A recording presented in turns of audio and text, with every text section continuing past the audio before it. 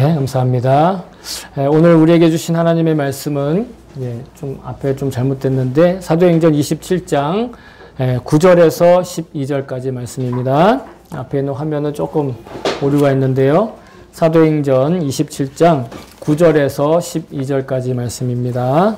찾으신 분들은 자기 성경을 들고 자리에서 일어서 주시기 바랍니다. 이 화면에는 1절부터 8절인데 여러분 실제로는 9절부터 12절까지입니다.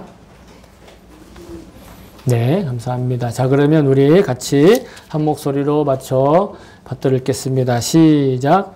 많은 시일이 흘러서 금식 기간이 이미 지났으므로 벌써 항해하기에 위태로운 때가 되었다. 그래서 바울은 그들에게 이렇게 충고하였다. 여러분, 내가 보기에 지금 항해를 하다가는 재난을 당할 것 같은데 짐과 배의 손실만이 아니라 우리의 생명까지도 이를지 모릅니다. 그러나 백부장은 바울의 말보다는 선장과 선주의 말을 더 믿었다.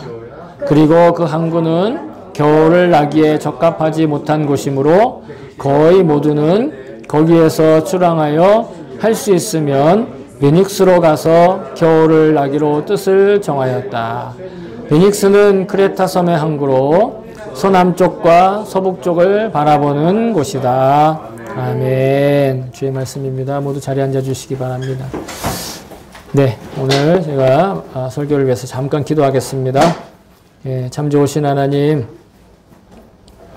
오늘도 귀한 말씀 우리에게 맡겨주시고 또 여러 가지 부족하고 흠이 많은 인간이지만 주님께서 저를 사용하셔서 주님의 귀한 백성들의 마음 가운데 주의 말씀의 씨앗을 뿌리게 하심을 감사와 찬양을 드립니다. 이 시간 인간의 말로 그 말소리로 전하지만 우리 각자 안에 살아계신 성령님께서 하나님의 말씀으로 또 각자에게 주시는 주님의 약속된 음성으로 들을 수 있는 놀라운 믿음을 주님 허락하여 주시옵시고 성령님께서 친히 우리 한 사람 한 사람의 마음과 생각과 그리고 눈과 귀를 모두 붙들어 주시옵소서. 감사드리며 예수님의 이름으로 기도합니다. 아멘. 아멘. 할렐루야. 제 이름은 찬송합니다. 네.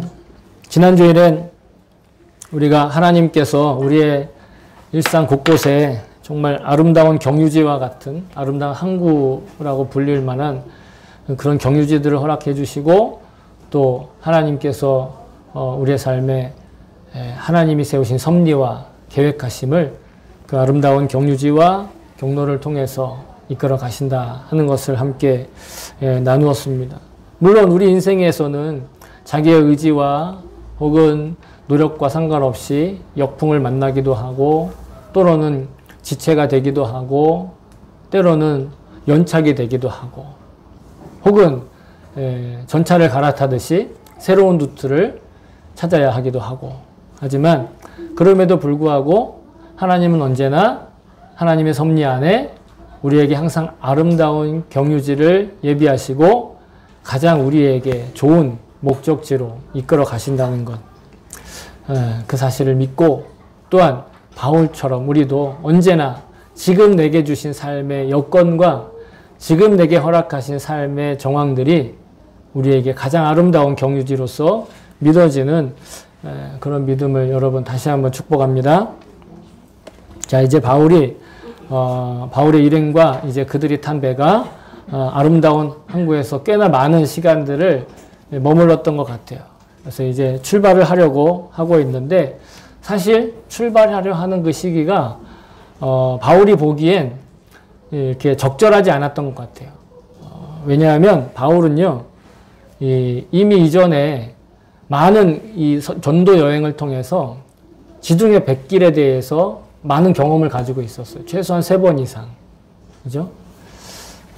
그리고 그 시기가 지금 금식 기간이 지났다. 이런 표현이 나오는데, 오늘날에 우리가 쓰고 있는 그레고리력, 즉 태양력으로 보면 약 9월 15일경, 그러니까 9월 15일 이후가 되는 늦가을이 이제 막 시작되려고 하는 그런 시기였습니다. 좀 있으면 겨울이 다가오는 것이죠.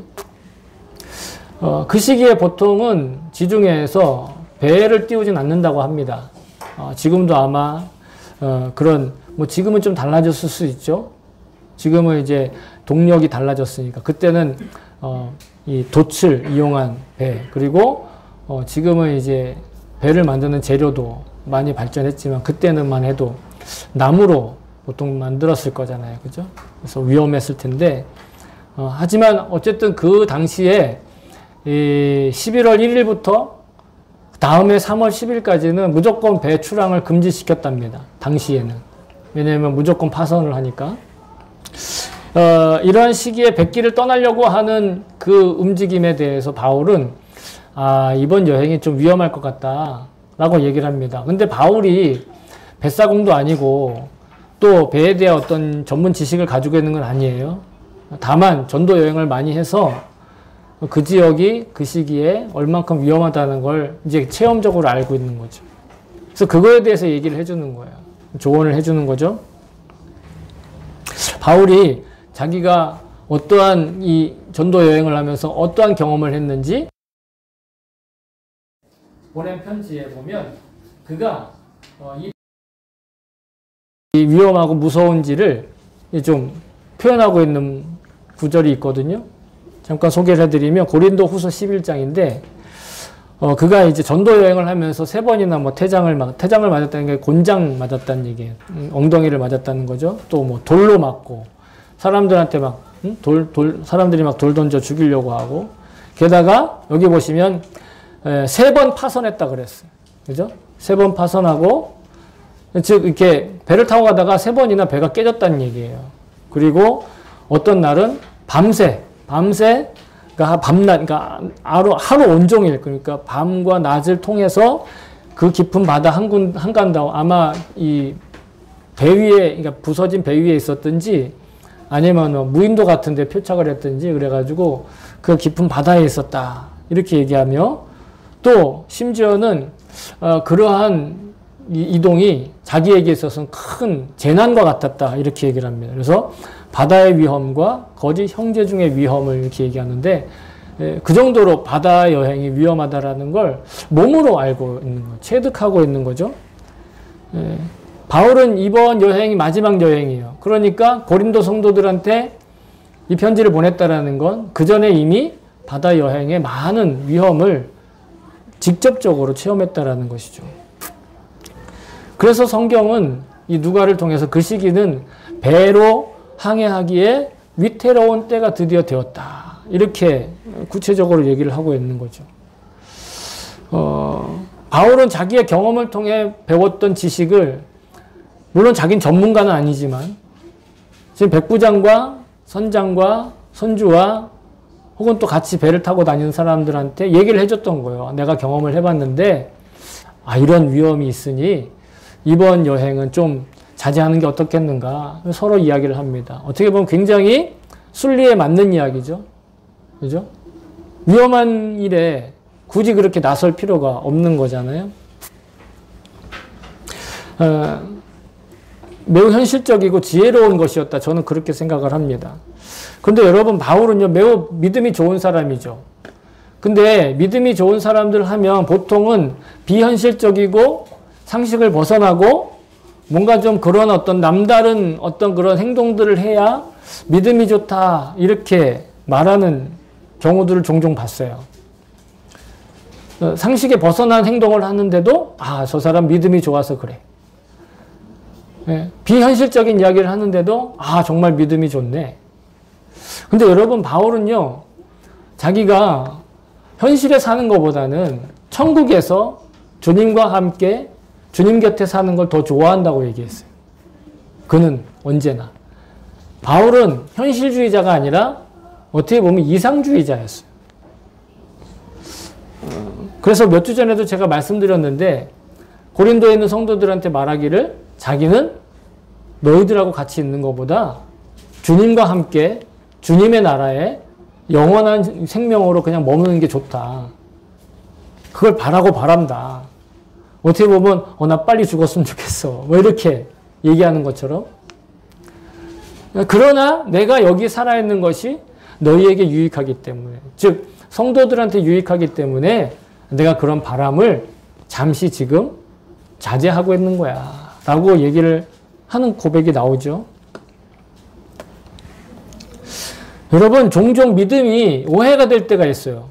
어떻게 오해되느냐? 말씀드린 대로 뭔가 상식을 뛰어넘고 뭔가 초현실적이고 심지어는 막 구름 위를 걷는 듯한 어떤 기분을 느껴야만 내가 진짜 믿음이 좋고 막 성령으로 충만한 것 같고 막 하나님과 가까이 있는 것 같고 그렇게 여겨질 때가 있죠. 그죠? 그렇지 않으면 믿음이 없는 것 같아. 아, 내가 좀 더 상식을 뛰어넘어서 이런 일들을 생각하지 않는 건 내 믿음이 약한 게 아닐까? 이렇게 오해를 하는데 여러분 다시 말씀드리지만 그건 착각이에요. 왜냐하면 우리의 사명은 우리의 현실 안에서 열매 맺게 돼 있어요. 성경을 보시면 성경 그 어느 누구도 천상에 있는 천사들과 같이 구름 위를 걸어 다니는 듯한 그런 모습으로 하나님의 뜻을 실천하지 않았어요. 이곳에서 먼지 나고 먼지가 흩날리고 딱딱한 발바닥을 슬리퍼를 신고 다니면서 매일 자기 발 안으로 들어오는 그 더러운 때들과 함께 이 땅에서 하나님이 주신 사명과 하나님이 원하시는 소명을 이루어가는 그 열매가 진짜 믿음의 열매라는 걸 성경이 증언하고 있어요.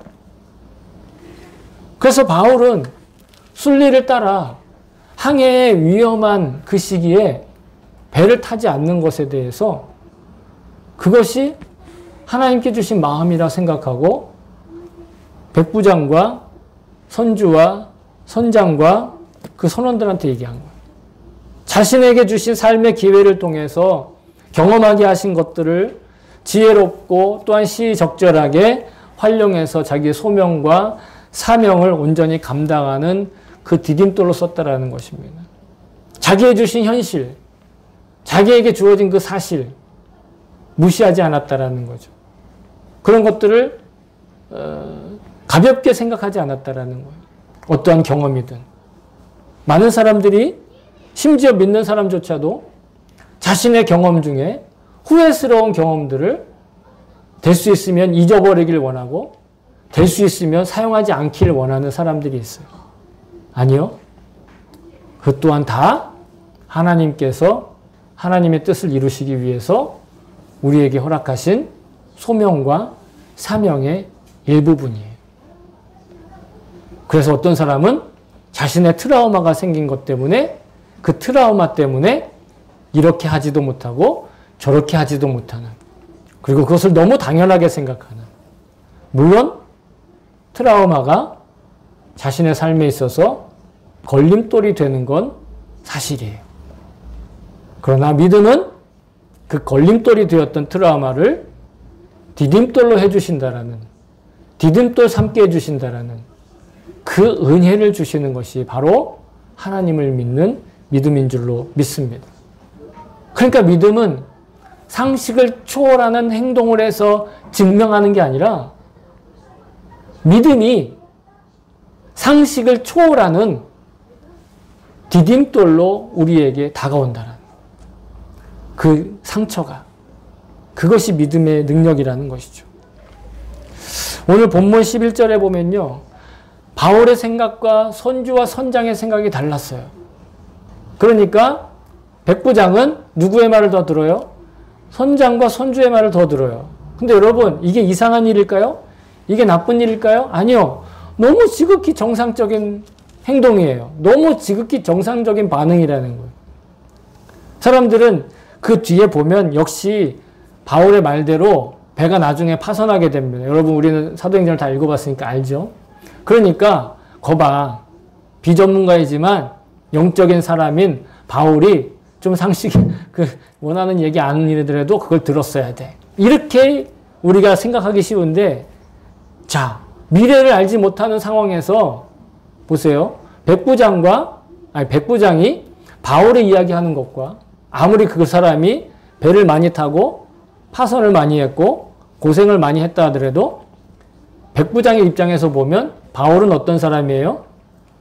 아무것도 아니에요. 그렇잖아요. 바울이 뭐예요?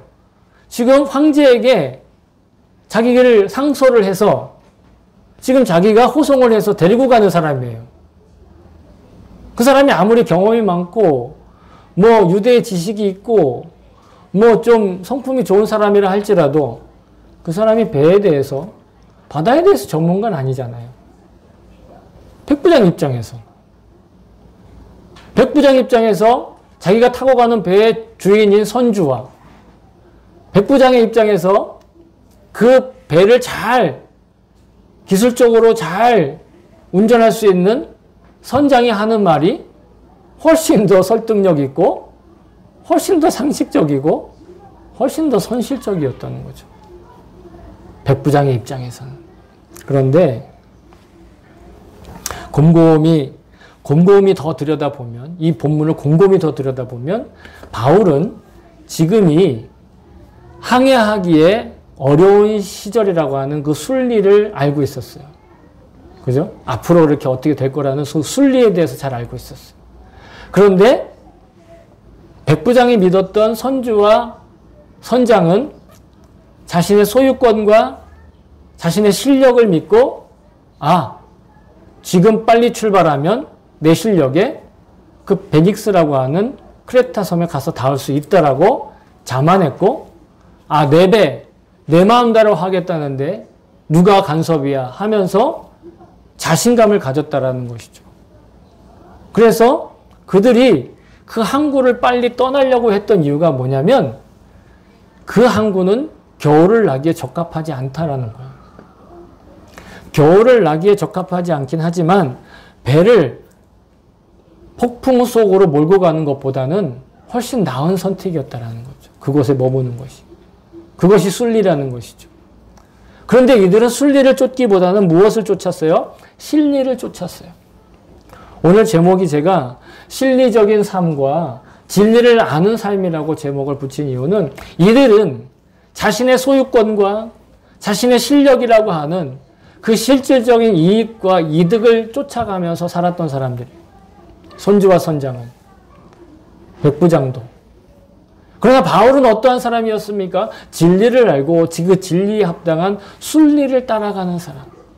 주님께서 인도하시는 대로, 주님께서 허락하시는 대로, 주님께서 맡겨주시는 것을 거기에 눈이 뜨여서 그것에 자기의 삶의 선택에 이 선택권을 놓던 사람들이었다는 것이죠.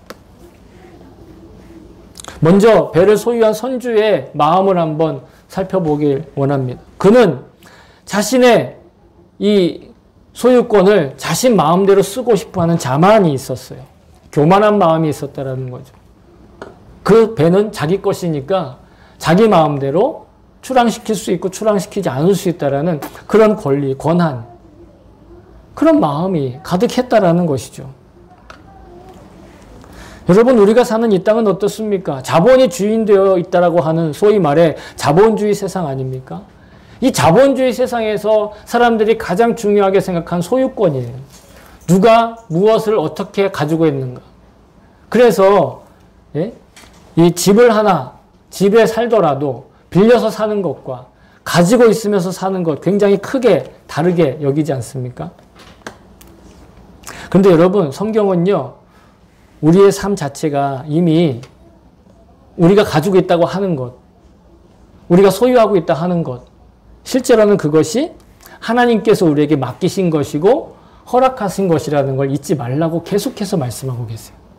물론 우리가 우리 손에 쥐고 있는 것 중요하죠.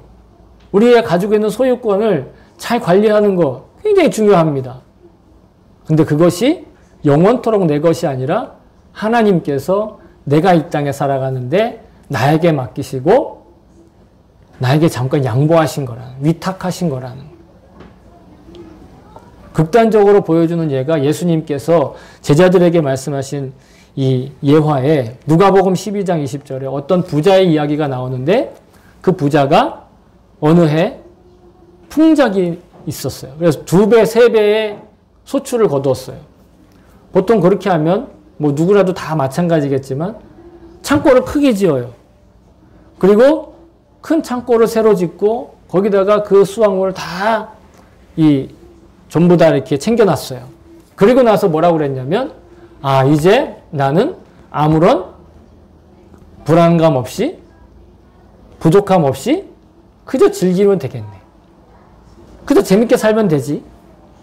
그때 이렇게 말씀하신다라는 거예요. 그러나 하나님은 이르시되 어리석은 자여 오늘 밤에 내 영혼을 도로 찾으리니 그러면 내 준비한 것이 누구의 것이 되겠느냐 하셨으니, 하나님이 만약에 그런 상황에서 그 사람의 영혼을 다시 가져가신다고 한다면, 여러분, 많은 사람들이 하나님을 믿으면서도 자신의 소유권에 대해서 굉장히 두려워하는 게 뭐냐면, 내가 하나님께 헌신하면 갑자기 하나님이 날 불러가지고 너 가진 거 다 내놔. 뭐 삥 뜯는 분입니까 하나님이? 하나님 깡패예요? 그럴 걸로 착각을 하는 거예요. 그래서 헌신을 못해. 하나님께 대해서 자신의 모든 걸 내어주지를 못하는 거예요. 왜? 그러면 다 가질까 싶을 것 같은 거예요. 근데 여러분, 오늘 말씀을 보세요. 하나님은요, 우리의 허락이 필요 없으세요. 하나님은 원하시면 가져가실 수 있고 맡기실 수 있는 분이에요. 그러니까 우리의 삶을 하나님께 맡긴다라는 건 뭔가 없어지고 있어지고의 문제가 아니라는 거예요.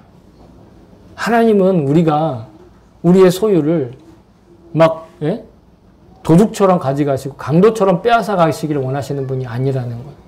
중요한 건 내 지금 소유권이 정말 내 것인가 하나님의 것인가를 고백하기를 원하신다라는 거예요.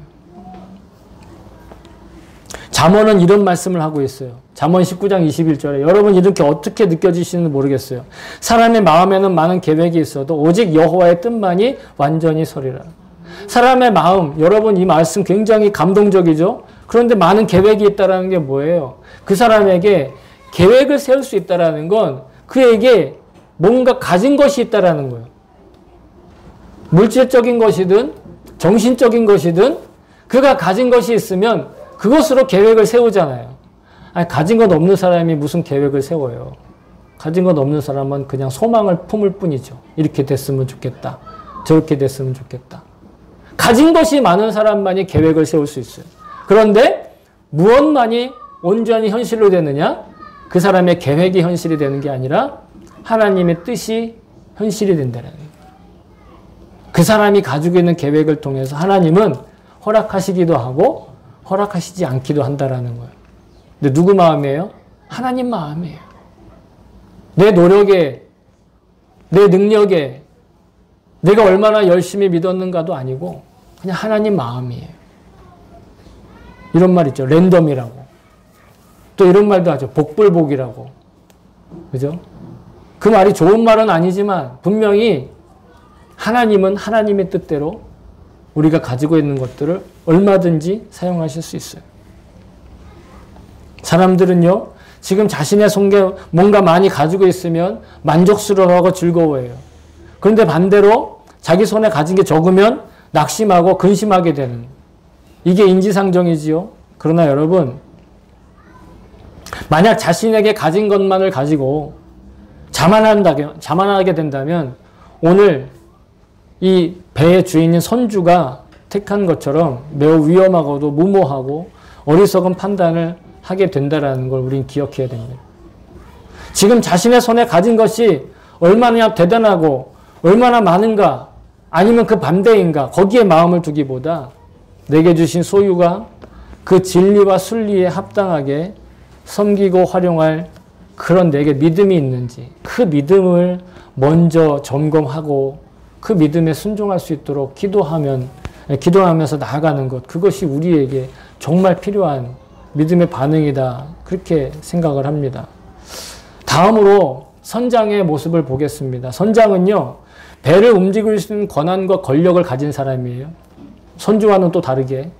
그런데 그는 뭘 가지고 그렇게 권한과 권력을 가지고 있냐면 배를 운전할 수 있고 조종할 수 있는 실력을 가지고 있는 사람이에요. 배를 움직이는 건 우리는 자동차 운전은 운전이라고 하죠. 배는 조타라고 하잖아요. 그죠? 조종, 비행기는 조종이라고 하고. 그 조타를 할 수 있는 권한과 또 실력이 있는 사람이에요. 그러니까 여러분, 우리의 일상에서 우리가 이런 현실적인 실력과 권력을 갖추기 위해서 얼마나 노력과 경쟁을 하고 있는가. 우리 몸으로 느끼고 있잖아요. 대표적인 것이 많은 사람들이, 대부분의 사람들이 좋은 학력을 갖추기 위해서 애쓰고 노력해요. 노력해서 안 되면 노력해요. 노력해서 안 되면 노력해요. 실력을 갖추기 위해. 그리고 좋은 학교, 좋은 직장, 소위 말해 원더풀 라이프를 위해서 공부하고 노력합니다. 오늘 우리는 이런 현실에 앞서 앞에 말씀드린 그 선주의 모습을 반면 교사로 삼아 선장의 태도를 통해서도 배워야 할 줄로 믿습니다. 우리 일상에서 소유의 문제만큼 또한 우리 마음을 미혹하는 게 뭐냐? 실력의 문제. 실력의 문제. 실력을 갖추는 것. 실력 있는 사람이 되는 것. 뭔가 잘 하는 그런 실력을 갖추는 것. 물론 여러분 제가 이렇게 말한다고 해서 실력 없는 삶이 좋은 삶이다라고 말씀드리는 건 아니에요. 실력이 없는 사람보다 실력을 갖춘 사람이 어떤 문제를 해결하는데 유리한 건 맞는 얘기죠. 그렇지 않습니까? 저는 그거 인정합니다. 그러나 아까 소유에 관한 이야기도 말씀드렸지만 실력을 믿고 자기 실력을 믿고 순리와 진리를 망각하는 그런 참으로 어리석은 일이 있고 아름답지 못한 사람답지 못한 태도가 우리 주변에 너무도 많이 보인다라는 거예요.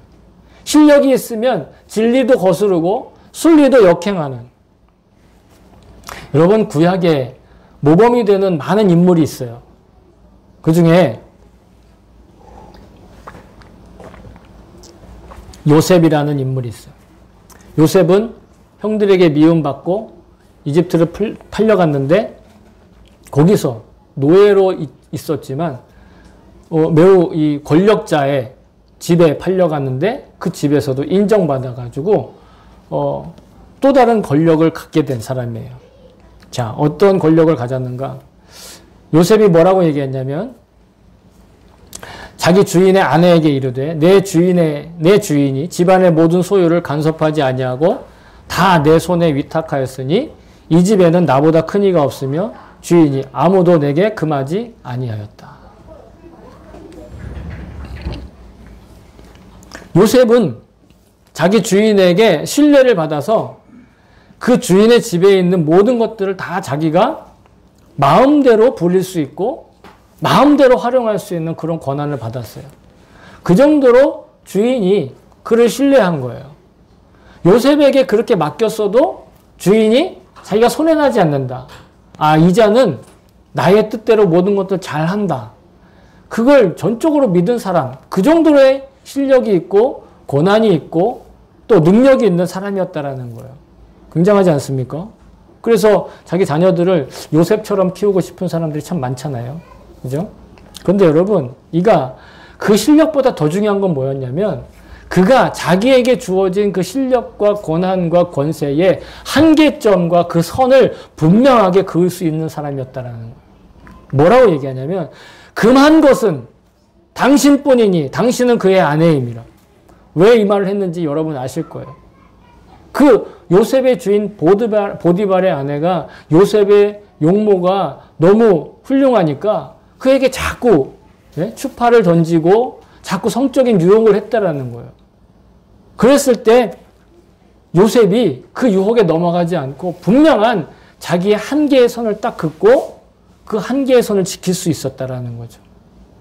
그러면서 하는 말이 저는 이 부분이 우리가 주목해야 될 부분이라고 생각하는데 그런즉 내가 어찌 이 큰 악을 행하여 하나님께 죄를 지으리까. 여러분 주인의 아내와 바람을 피고 범하는 건 주인에게 죄 짓는 거 아니에요?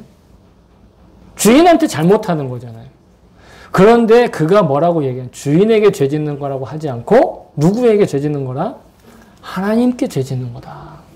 단지 그것이 도덕적인 문제라는 것이 아니라 여러분 요셉은요. 자기가 권한을 행사할 수 있고 권력을 누릴 수 있고 자기에게 주신 실력이 자기로부터 나온 것이 아니라 자기의 노력으로부터 나온 것이 아니라 누구로부터 왔다? 하나님께로부터 왔다라는 걸 인식하고 있었다라는 거예요. 그 보디발의 아내에서 그 가정의 총무를 지낼 정도로 그 집사 중에 가장 큰 권력을 가질 수 있을 정도로 그에게 실력을 주신 것도 하나님이다라는 걸 그는 분명히 인식하고 있었다라는 거예요. 그래서 자신의 실력을 남용하거나 자신의 실력을 오용하거나 자신의 권한에 대해서 마음대로 쓰지 않는 절제의 능력은 어디에서 왔는가? 하나님께서 그것을 내게 맡겼다라는 것을 믿고 의지하고 의식한 데서 오는 거예요. 사람들이 왜 자기 실력을 믿고 진리를 거스릅니까? 왜 실력을 믿고 상식을 거스릅니까? 왜 실력과 권한을 믿고 순리를 따라가지 않죠? 그것이 자기 거라고 생각하기 때문에 그래요. 선장은 늦은 시기라도 서둘러서 자기가 조타를 잘하면 그 시간 안에, 겨울 안에 그 항구에 도착할 수 있을 거라고 자만했다는 거예요.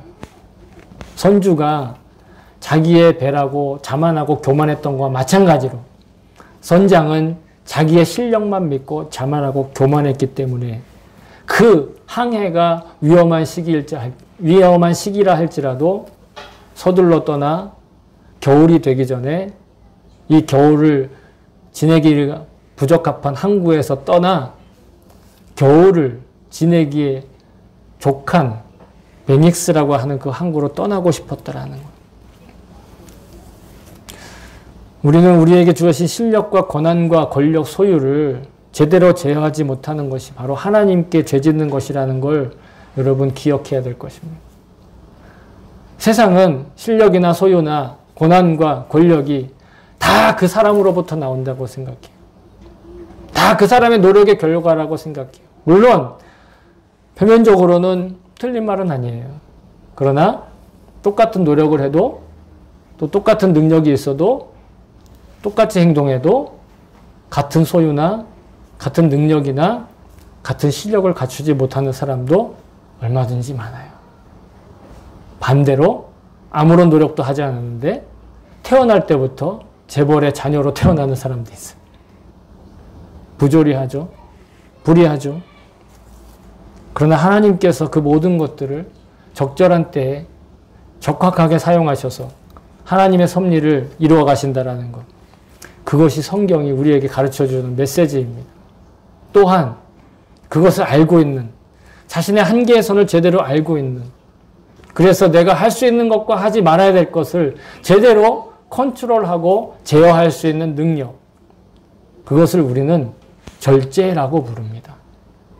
성령의 9가지 마지막 열매, 성령의 9가지 열매 중 가장 마지막에 등장하는 절제의 열매. 그것은 바로 하나님께서 내게 정해주신 한계와 내게 그어주신 그 선을 지키는 마음. 많은 사람들이 소유가 많거나 실력과 권한을 마음껏 사용할 수 있을 때 어때요? 종종 진리와 순리를 따르기보다 자신의 실리와 실용과 이익을 더 많이 성취하려고 할 때가 있습니다. 아마 대다수 사람들이 많은 소유물을 쌓아놓고 실력을 연마하는 이유가 자기 멋대로, 자기 마음대로, 소위 말해 자기가 원하는 만큼의 자유를 누리기 위해서가 아닐까요? 근데 여러분, 예수님은 이렇게 말씀하십니다. 진리를 알지니 진리가 너희를 자유롭게 하리라. 그러면 어떤 사람들은 생각해, 진리만 알면 내 소유와 내 실력을 마음대로 내 마음대로 쓸 수 있겠구나. 아니요. 여러분, 이 말씀이 어떠한 맥락에서 나왔는가 하면 유대인들에게 하신 말씀인데, 이 말씀을 들은 유대인들이 뭐라고 얘기하냐면 우리는 이미 자유가 있어. 우리는 이미 아브라함의 조상이라 자유해. 마음대로 살 수 있어. 라고 얘기했을 때 예수님이 이렇게 말씀하십니다. 다시. 예수께서 대답하시되 진실로 진실로 너희에게 이르노니 죄를 범하는 자마다 죄의 종이라. 죄의 종이기 때문에 죄를 범한다는 거예요. 그리고 종은 영원히 집에 거하지 못한다. 아무리 집에 살아도 그 집에 주인으로 살지 못한다라는 거예요. 그러나 아들은 영원히 거하나니. 아들은 그 집에 영원히 거하는데. 그러므로 아들이 너희를 자유롭게 하면 너희가 참으로 자유로우리라. 어디에서 자유롭다는 얘기예요? 결국은 무언가를 저지르는 자유가 아니라 무언가를 내 마음대로 해버리는 자유가 아니라 제어하는 자유. 죄라고 여겨지는 그 선을 넘지 않는 자유. 절제하는 자유. 소위 말해 죄 짓는 자유가 아니라 죄 짓지 않을 자유. 죄를 범할 자유가 아니라 죄를 범하지 않을 자유가 바로 예수님께서 말씀하신 진리를 알지니 진리가 너희를 자유케 하리라. 유대인들은요, 자기들이 선민이고 아브라함의 자손이라서 이렇게도 할 수 있고 저렇게도 할 수 있고 마음껏 저지를 수 있는 자유가 있다라고 생각했어요. 그러나 예수님은 진리를 알 때 그 죄로부터의 해방, 그 죄의 종으로부터의 그 죄의 종된 삶으로부터의 자유를 말씀해 주시는 거예요. 저와 여러분이 정말 참된 자유를 누릴 수 있기를 진심으로 소망합니다. 소유와 실력으로 자신의 그 이기적이고 실리적이고 그런 이익을 맹목적으로 추종하고 굴복하는 그런 범죄와 허물에 굴종하는 그런 삶에서 벗어나서 현실이라는 그 삶의 자리에 주신 내게 주신 사명, 그 소명을 온전히 자원하여 순종하며 참된 자유의 삶으로 살 수 있기를 정말 소망합니다.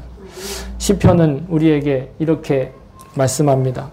여호와께서 자기에게 기름 부음 받은 자를 구원하시는 줄 이제 내가 아노니 그의 오른손에 구원하는 힘으로 그의 거룩한 하늘에서 그에게 응답하시리로다.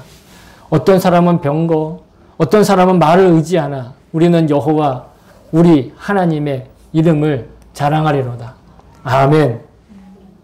사랑하는 성도 여러분, 바울은 다년간의 전도 여행의 경험으로 현실에서 일어날 수 있는 위험한 일을 예측하여 사심없이 권력자들에게 조언할 수 있었습니다. 순리와 진리를 따라 가난에도 처하고 부한처지에도 살 수 있는 일체의 비결을 그는 배웠기 때문이죠. 다시 말해 자신의 소명과 사명을 따라가는 가장 아름답고 지혜롭고 복된 은혜의 삶에 그는 눈이 뜨여 있었기 때문입니다. 그러나 배의 선주와 선장은 소유에 대한 자만과 실력에 대한 자신감으로 순리를 거슬러 실리와 실용적인 이익을 취하는 데에만 눈이 멀어 있었습니다. 건강한 믿음이란 이익을 위해 소유와 실력을 갈급해하던 삶에서 진리를 위해 소유와 실력을 헌신할 수 있는 삶의 자리로 나아가는 것임을 저는 고백합니다. 저와 여러분이 지금 손에 쥐고 있는 소유나 실력에 일희일비하지 않기를 정말 소망합니다. 그리고 그저 언제나 우리와 함께 우리 손을 잡으시고 이끄시며 하루에 하루만큼 우리의 일상에서 나와 함께 걷고 계시는 그 주님을 바라볼 수 있는 그 천국의 행복을 정말 마음껏 누리실 수 있기를 다시 한번 주의 이름으로 여러분을 축복합니다. 아멘.